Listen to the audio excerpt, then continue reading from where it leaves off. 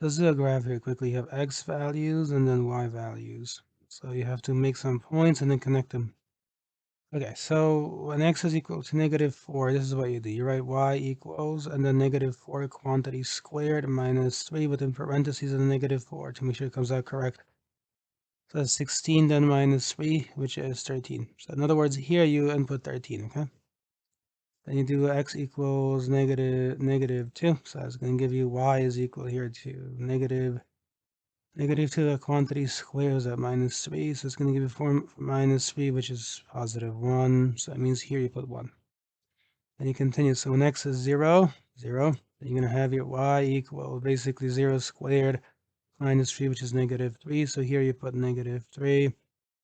All right, and then here you're going to have x equals 2. So you're going to do here y equals 2 squared minus 3. So it's going to give us 4 minus 3, which is 1. So again, you put 1 here, okay? And the last one, you have x equals 4. So you're going to do y equals 4 squared minus 3. So it's going to give us here 16 minus 3, which is 13. So now what you want to do is just indicate each of these things like that with a little dot. All right, so you go over to the point 0, 3, for example, 0, -3 in this case. Let's say about here. And then you're going to add some other dots. So you also have to now do, let's see, just for example, 2, 1. So 2, be very careful, 2, 1 is over here. That's 2, 1. What else? Yeah, another one here. You got to do them all for practice. So then you have here -2, +1. So I'm just going and checking off the points basically in the graph. So that's positive 13. All right, another one here. Oh, sorry. One more dot.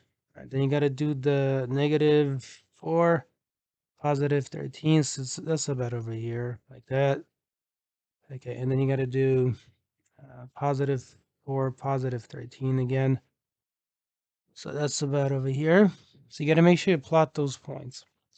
And then after that, what you want to do is connect like this, okay? Do not use straight lines. This is really hard to do by hand on a computer, okay? That's a separate issue. Let me fix this.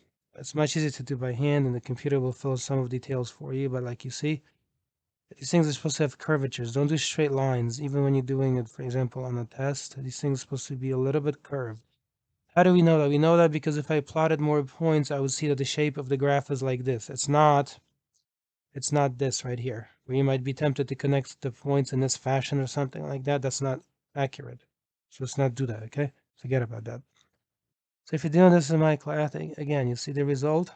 So the result should be something like this. You got to plot the points, and then you grab this tool here, and then you just mark one of the points, mark another point, and it completes the parabola for you. You just need to mark 2 points. That's it.